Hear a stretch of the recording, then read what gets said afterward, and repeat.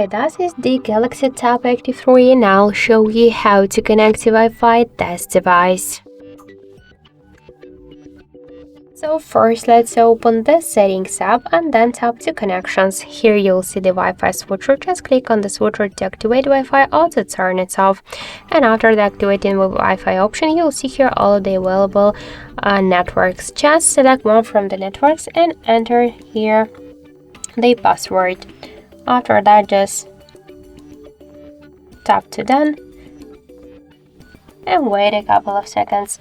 So now we could see that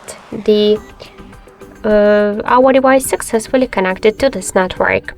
And also we get one more way how we could do that. Just open the control panel and find here the Wi-Fi icon. So click to this icon to activate Wi-Fi option or to turn it off. And to launch Wi-Fi settings from here, hold it for a while and that's it. So thank you for watching, and if you find this video helpful, leave thumbs up and subscribe our channel.